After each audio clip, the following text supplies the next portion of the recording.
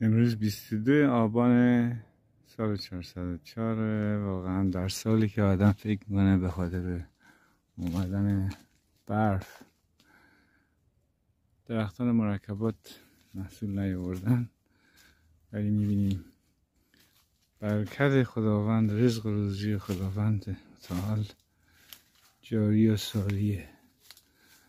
زمانی که اینا شکوفه دادن اصلا مشخص نبود که امسال ما این همه میوه مرکبات داریم.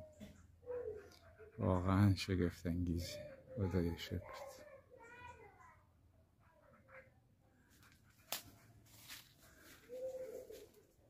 میبینید احساس میکنم که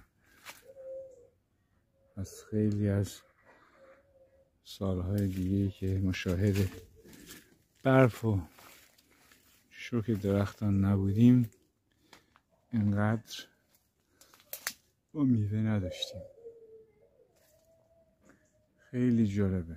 مثلا در فصل بهار فکرش نمی کردیم پاییز شاهد این همه میوه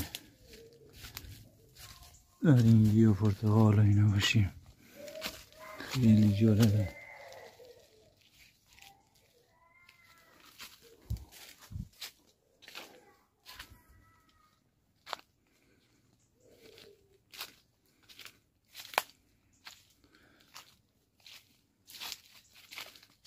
خداوند برکتش همیشه سازی و جاری هستش.